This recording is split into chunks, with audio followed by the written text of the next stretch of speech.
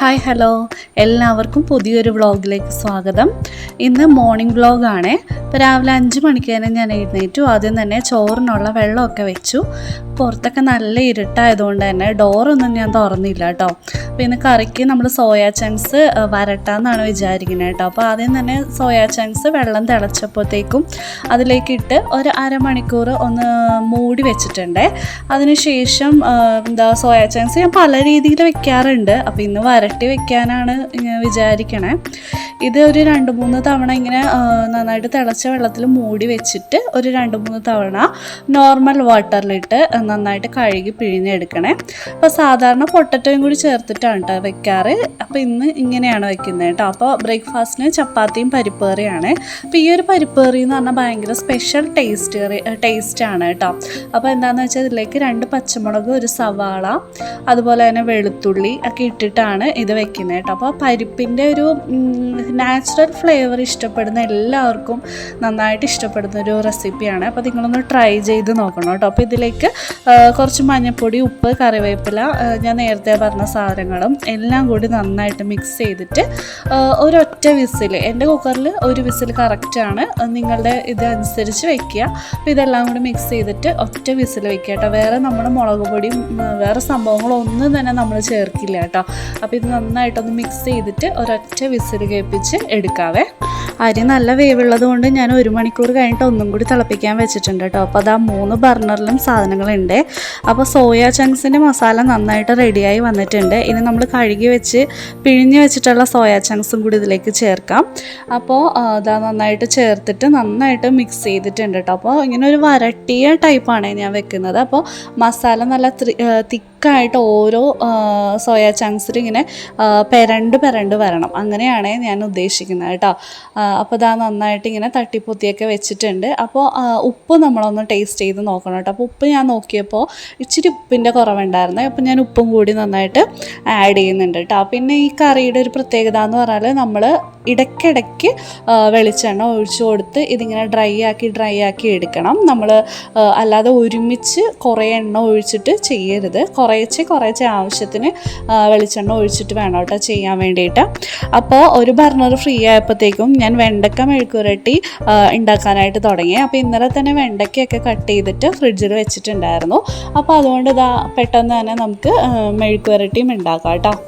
പിന്നെ ഇല്ലേ, വെണ്ടയ്ക്ക മെഴുക്കുരട്ടി ഉണ്ടാക്കുമ്പോൾ ഒട്ടും കുഴഞ്ഞു പോവാതിരിക്കാനുണ്ടല്ലോ, തുറന്ന് വെച്ച് വേവിക്കണം കേട്ടോ. അപ്പോൾ വെണ്ടയ്ക്കയ്ക്ക് ശരിക്കും പറഞ്ഞാൽ അധികം വേവില്ലല്ലോ. അപ്പോൾ അതുകൊണ്ട് അടച്ചു വെച്ച് വേവിക്കേണ്ട യാതൊരു ആവശ്യവുമില്ല. ഇങ്ങനെ ചെയ്താൽ നമ്മുടെ പച്ച കളറിൽ തന്നെ നമ്മുടെ വെണ്ടയ്ക്ക മെഴുക്കുരട്ടി നമുക്ക് കിട്ടും കേട്ടോ. എന്നാലും നന്നായിട്ട് കുക്കായിട്ടും ഉണ്ടാവും, പക്ഷേ കുഴഞ്ഞു പോവുകയില്ലേ. അപ്പോൾ അങ്ങനെ നമുക്ക് കിട്ടും കേട്ടോ. അപ്പോൾ അതാ എൻ്റെ 3 അടുപ്പിലും 3 സംഭവങ്ങൾ ഞാൻ കുക്ക് ചെയ്തുകൊണ്ടിരിക്കുകയാണ് കേട്ടോ. അപ്പോൾ നമ്മൾ എപ്പോഴും അങ്ങനെ ചെയ്യുക, കാരണം ഒരെണ്ണം കഴിഞ്ഞിട്ട് അടുത്തത് അങ്ങനെ വെയിറ്റ് ചെയ്യാതെ എന്ന് വെച്ചാൽ ഗ്യാപ്പ് ഇല്ലാതെ നമ്മൾ കുക്കിംഗ് സ്പീഡാക്കി ചെയ്യുക. അപ്പോൾ നമ്മുടെ അടുക്കളയിലെ പണിയും ഭയങ്കര ഫാസ്റ്റായിട്ട് തന്നെ ആടിയതിന് ശേഷമാണ് കേട്ടോ ഞാൻ മഞ്ഞൾപ്പൊടി ഉപ്പൊക്കെ ചേർക്കാറ്. മുളക് പൊടി ഇടാറില്ല. എരിവിനായിട്ട് ഒരു 2 പച്ചമുളകും കൂടി ചേർക്കാറുണ്ട്. പച്ചമുളക് വെണ്ടയ്ക്കയിൽ ചേർക്കുമ്പോൾ പ്രത്യേകം ശ്രദ്ധിക്കണം. വെണ്ടക്ക അരിയുന്നത് പോലെ നമ്മൾ മുളക് അരിയരുത് കേട്ടോ. വേറെ ഷേപ്പിൽ വേണം അരിയാൻ, കാരണം അറിയാതെ ഇല്ലെങ്കിലും മുളക് കടിക്കാൻ സാധ്യതയുണ്ട്. നമ്മളല്ല, കുട്ടികളാണെങ്കിലും ഒക്കെ. അപ്പോൾ അതുകൊണ്ട് വേറെ ഷേപ്പിൽ മുളക് അരിയാൻ വേണ്ടിയിട്ട് ശ്രദ്ധിക്കണം കേട്ടോ. അപ്പോൾ നന്നായിട്ട് ഇങ്ങനെ ഇടയ്ക്കിടയ്ക്ക് ഇളക്കി കൊടുക്കുക, ഇല്ലെങ്കിൽ അടിക്കൊക്കെ പിടിക്കും കേട്ടോ. അപ്പോൾ അതുകൊണ്ട് ഇളക്കി കൊടുത്തിട്ട് തന്നെ വേവിക്കുക. വെണ്ടയ്ക്ക ഒരു 3/4 വേവാകുമ്പോഴാണ് കേട്ടോ ഞാൻ സവാള ചേർക്കാറ്. അപ്പോൾ ഒരു സവാള നീളത്തിൽ അരിഞ്ഞ് ചേർത്തിട്ടുണ്ട്. ഇനി ഇത് നന്നായിട്ട് മിക്സ് ചെയ്യണം കേട്ടോ. അപ്പോൾ നിങ്ങൾക്ക് നോക്കിയാൽ തന്നെ അറിയാൻ പറ്റും വെണ്ടയ്ക്ക ഇതാ ഒട്ടും കുഴഞ്ഞു പോയിട്ടില്ല, അതുപോലെ അടിക്കൊന്നും പിടിച്ചിട്ടില്ല കേട്ടോ. അപ്പോൾ നമ്മുടെ സോയാ ചങ്ക്സ് ഇവിടെ റെഡി ആയിട്ടുണ്ട് കേട്ടോ. അപ്പോൾ അടുക്കള ഫുള്ള് നല്ല സ്മെല്ലാണ്. കുറച്ച് തേങ്ങാക്കൊത്തും കൂടി ഇട്ടായിരുന്നെങ്കിൽ അടിപൊളി ആയനെ, പക്ഷേ ഞാൻ മറന്നുപോയി തേങ്ങാക്കൊത്തിൻ്റെ കാര്യം കേട്ടോ. അപ്പോൾ സോയാ ചങ്ക്സ് റെഡി ആയിട്ടുണ്ട് കേട്ടോ. അപ്പോൾ ആ വെണ്ടയ്ക്കയും ഏകദേശം നമ്മുടെ കുക്കിംഗ് ഒക്കെ കഴിഞ്ഞു. അപ്പോൾ അതാ നല്ല വിട്ട് കിട്ടിയിട്ടുണ്ട് വെണ്ടയ്ക്ക. അപ്പോൾ സവാളയൊക്കെ നന്നായിട്ട് വാടി വന്നിട്ടുണ്ട് കേട്ടോ. അപ്പോൾ നമ്മൾ ഇങ്ങനെ വെണ്ടയ്ക്ക റെഡിയാക്കി കഴിഞ്ഞാലുണ്ടല്ലോ കുട്ടികൾക്കൊക്കെ നല്ല ഇഷ്ടമാവും കേട്ടോ. അപ്പോൾ ഇങ്ങനെ ചെയ്ത് കൊടുത്താൽ ഭയങ്കരമായിട്ട് അവർക്ക് ഇഷ്ടപ്പെടും. പക്ഷേ ചെയ്യുമ്പോൾ വെളിച്ചെണ്ണയിൽ തന്നെ ചെയ്യാം കേട്ടോ. അപ്പോൾ ഇതാ നമ്മുടെ പരിപ്പ് വിസലൊക്കെ ആവിയൊക്കെ പോയി ഇതാ റെഡിയായി വന്നിട്ടുണ്ട്. അപ്പോൾ പരിപ്പിൻ്റെ ഇത് കഴിഞ്ഞു കേട്ടോ. അപ്പോൾ പരിപ്പിലേക്ക് നമ്മൾ ഇനി 1 സ്പൂൺ നെയ്യും കൂടി ചേർത്ത് കൊടുക്കണം കേട്ടോ. നെയ്യ് 1 സ്പൂൺ ചേർത്താൽ മതി, അധികം വേണ്ട. അതിൻ്റെ കൂടെ കുറച്ച് പച്ച വെളിച്ചെണ്ണയും കൂടിയിട്ട് നമ്മൾ ചേർത്ത് കൊടുക്കണം കേട്ടോ. ഇത് എല്ലാം ഫ്ലെയിം എല്ലാം ഓഫാക്കി കഴിഞ്ഞിട്ടാണ് ചേർക്കേണ്ടത് കേട്ടോ. എന്നിട്ട് നന്നായിട്ട് മിക്സ് ചെയ്തെടുക്കാം. അപ്പോൾ അതിൻ്റെ ഇടയിൽ ഞാൻ ചപ്പാത്തിയും കൂടി ചുടുന്നുണ്ട് കേട്ടോ. അപ്പോൾ ചപ്പാത്തിയൊക്കെ ഞാൻ പരത്തി ഇതിൻ്റെ ഇടയിൽ അതിന് ശേഷം ചപ്പാത്തിയുടെ മുകളിലും ഞാൻ ചെറുതായിട്ട് കുറച്ച് വെളിച്ചെണ്ണ ഒന്ന് ഇങ്ങനെ തൂത്ത് കൊടുക്കും കേട്ടോ. കാരണം ഇവിടെ ഇങ്ങനെ ഡ്രൈ ആയിട്ടുള്ള ചപ്പാത്തി ആർക്കും ഇഷ്ടമല്ല, കുറച്ച് എണ്ണമയമുള്ള ചപ്പാത്തിയാണ് ഇഷ്ടം കേട്ടോ. അപ്പോൾ ഇതുപോലെ 2 സൈഡിലും എണ്ണയൊക്കെ തൂത്ത് കൊടുത്തിട്ടുണ്ട്. അങ്ങനെ ഓരോ ചപ്പാത്തിയും ഞാൻ ഇട്ട് ചുട്ടെടുക്കുന്നുണ്ട് കേട്ടോ.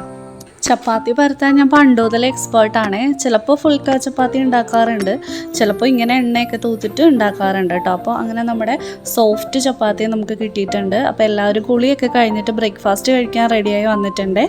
അപ്പോൾ നമ്മുടെ ബ്രേക്ക്ഫാസ്റ്റ് ഞാൻ കൊടുക്കട്ടെ. നല്ല സോഫ്റ്റ് ചപ്പാത്തിയും സ്പെഷ്യൽ പരിപ്പ് കറിയുമാണ് കേട്ടോ ഇന്നത്തെ നമ്മുടെ ബ്രേക്ക്ഫാസ്റ്റ്. പരിപ്പ് സാധാരണ കടുകൊക്കെ താളിച്ച് വയ്ക്കുന്നതായിരുന്നു കേട്ടോ എൻ്റെ ഒരു രീതി. പക്ഷേ ഇങ്ങനെ ഉണ്ടാക്കാൻ തുടങ്ങിയപ്പോൾ ഇതിൻ്റെ ഒരു ടേസ്റ്റ് നമുക്ക് കിട്ടിയപ്പോൾ ഉണ്ടല്ലോ, ഇപ്പോൾ എപ്പോഴും പരിപ്പ് ഇങ്ങനെയാണ് നമ്മൾ ചെയ്യാറ് കേട്ടോ. അപ്പോൾ ഇനി എല്ലാവരുടെ ലഞ്ചൊക്കെ ഒന്ന് പാക്ക് ചെയ്യട്ടെ കേട്ടോ. അപ്പോൾ മോന് സ്കൂളിൽ കൊണ്ടുപോകാനായിട്ട് ഈ വെണ്ടയ്ക്ക ഉണ്ടെങ്കിൽ അവന് ഭയങ്കര ഇഷ്ടമാണ്. അപ്പോൾ അതുകൊണ്ട് വെണ്ടയ്ക്ക കൊടുത്തു വിടുന്നുണ്ട്. അതുപോലെ തന്നെ നമ്മുടെ സോയാ ചങ്ക്സും അവന് ഭയങ്കര ഇഷ്ടമാണ് കേട്ടോ. അപ്പോൾ അതൊക്കെ ഒന്ന് പാത്രത്തിലേക്ക് ആക്കുന്നുണ്ട്. ഫ്രണ്ട്സിനും കൂടി ഷെയർ ചെയ്യാൻ വേണ്ടിയിട്ടാണ് കേട്ടോ ഞാൻ ഇത്ര അധികം അവന് കൊടുക്കുന്നത്. അപ്പോൾ സ്കൂൾ ബസ് വരാൻ ടൈമായിട്ടുണ്ട്. പൈനൂന് സ്കൂളിൽ പോകാനായിട്ട് ഓരോ ദിവസവും ഓരോ മൂഡാണ്. ചിലപ്പോൾ ഭയങ്കര ഹാപ്പി ആയിരിക്കും, ചിലപ്പോൾ അതിനേക്കാൾ കൂടുതൽ കരച്ചിലായിരിക്കും. പിന്നെ ഓരോന്നൊക്കെ പറഞ്ഞ് സോപ്പിട്ടാണ് സ്കൂൾ ബസ്സിൽ കയറ്റി വിടുന്നത് കേട്ടോ. അപ്പോൾ സ്കൂൾ ബസ്സിന് വേണ്ടിയിട്ട് വെയിറ്റ് ചെയ്യുകയാണ്. അപ്പോൾ ഈ സൈഡിൽ നിന്നാണ് സ്കൂൾ ബസ് വരണത് കേട്ടോ. അപ്പോൾ പെട്ടെന്ന് അപ്പൂസ് തന്നെ ഒരു സാധനം കാണിച്ചു തന്നു കേട്ടോ. ഈ ചെടിയാണ്. ഇതെന്ത് ചെടിയാണെന്ന് അറിയാവുന്നവരൊന്ന് കമൻറ്റ് ചെയ്യണേ. ഈ ചെടിയിലുണ്ടല്ലോ നിറയെ ചിത്രശലഭങ്ങളാണ്. ഭയങ്കര ഭംഗിയാണ് കേട്ടോ കാണാൻ. ഞാൻ ആദ്യം വിചാരിച്ചതുണ്ടല്ലോ പൂക്കളാണെന്നാണ് കേട്ടോ. അപ്പോൾ അപ്പൂസാണ് പറഞ്ഞത് പൂക്കളല്ലമ്മ, ഇത് മൊത്തം ബട്ടർഫ്ലൈസ് ആണെന്ന് കേട്ടോ. അപ്പോൾ ഇത്രയും ചിത്രശലഭങ്ങൾ ഈ ഒരു ചെടിയിൽ ഇരിക്കുന്നതെന്ന് പറയുമ്പോൾ ഒരു അത്ഭുതം തന്നെയാണ് അല്ലേ. അപ്പോൾ അവരെ സ്കൂൾ ബസ്സൊക്കെ കയറ്റി വിട്ടിട്ട് ഞാൻ നമ്മുടെ തോട്ടത്തിലേക്കൊക്കെ ഒന്ന് ഇറങ്ങിയിട്ടോ.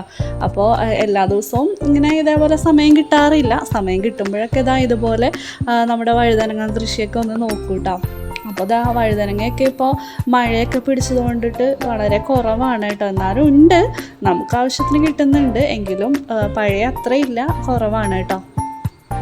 അതുപോലെ തന്നെ വഴുതനങ്ങയുടെ പുതിയ ഇല വരില്ലേ, അവിടെ ഇപ്പോൾ ഉണ്ടല്ലോ ഒരു ചെറിയ മുരടിപ്പ് പോലെയാണ് കേട്ടോ. അത് മാത്രമല്ല ഇങ്ങനെ എല്ലാ ചെറിയ ഇലകളും കൂടി ഇങ്ങനെ കൂട്ടി പിടിച്ച് ഇങ്ങനെ ഇരിക്കും കേട്ടോ. അപ്പോൾ ഇതുപോലെ ഇതിൻ്റെ ഓരോ ഇലയുടെ അടിയിൽ ഇതുപോലെ ഒരു വെള്ള കളറിലൊരു സാധനങ്ങളും ഉണ്ട് കേട്ടോ. പുതിയ ഇലകളിലും ഉണ്ട് ആ ഒരു വെള്ള കളറിലുള്ള സംഭവം. അതെന്താണെന്ന് അറിയാവുന്നവരൊന്ന് കമൻറ്റ് ചെയ്യണം കേട്ടോ. എന്തെങ്കിലും ചെയ്യാൻ പറ്റുമെങ്കിൽ, അല്ലെങ്കിൽ നമ്മുടെ ചെടി മുഴുവനും നശിച്ചു പോവും. അപ്പോൾ നമ്മുടെ മത്തങ്ങയിൽ മത്തൻ ചെടിയിൽ ഒരു മത്തൻ്റെ പൂവ് ഉണ്ടായിട്ടുണ്ട് കേട്ടോ. ഭയങ്കര വലിയ പൂവാണ്. അതിൻ്റെ അടിയിൽ ഒരു ചെറിയ മത്തനും ഉണ്ടായിട്ടുണ്ട് കേട്ടോ. പക്ഷെ ചെറിയ മത്തൻ കുറേ ഉണ്ടാവുന്നുണ്ട്. പക്ഷെ അതെല്ലാം ഉണ്ടല്ലോ എന്തോ പ്രാണി വന്ന് കുത്തിയിട്ട് വീണ് പോവുകയാണ്. അപ്പോൾ അതുപോലെ നമ്മുടെ വെള്ളക്കാന്താരി ഒരുപാട് ഉണ്ടായിട്ടുണ്ട് കേട്ടോ.